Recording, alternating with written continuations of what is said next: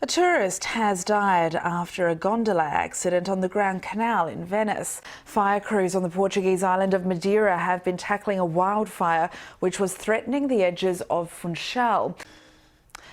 Followers of one of the world's oldest religions are celebrating their holiest day of the year, with a nervous eye on their dwindling numbers. Zoroastrianism was founded around 3,000 years ago in Persia, today of course known as Iran. But from a population running into tens of millions, it's now barely 200,000. As our religious affairs correspondent Robert Piggott reports, about 5,000 Zoroastrians live in Britain, where the New Year, or Nowruz, is an opportunity to shore up their faith in a secular world. Well, here's an unusual world record attempt. More than 500 musicians have performed a concert up a Swiss mountain.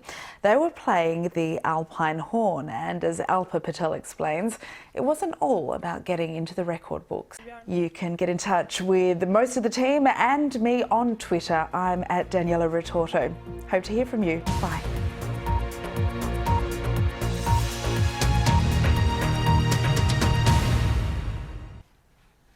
Now on BBC News, it's time for Click. Welcome to BBC News, broadcasting at home and around the globe. I'm Daniela Ritorto and these are our top stories.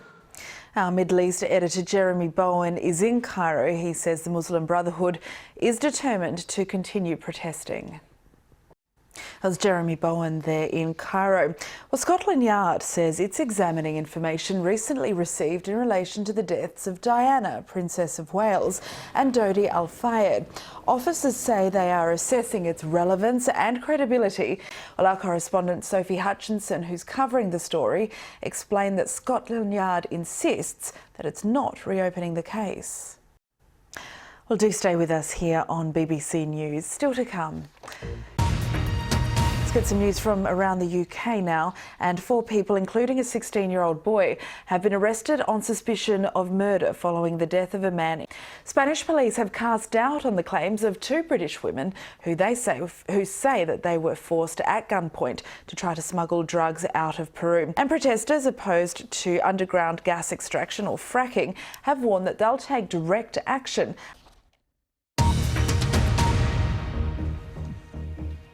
This is BBC News. I'm Daniela Ritorto. Let's recap the headlines.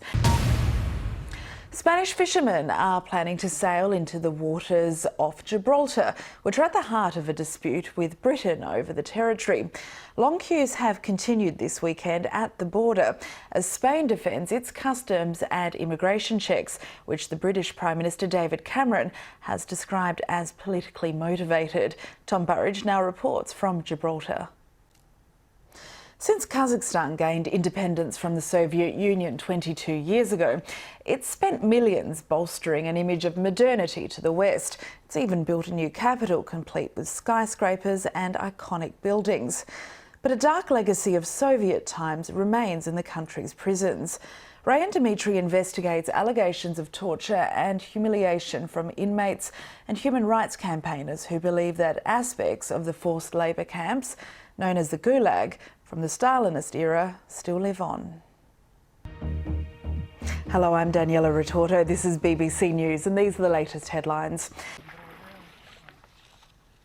Well, that's it from me. The breakfast team will be here at 6 o'clock. Now on BBC News though, it's time for Caffeine Nation. Bye.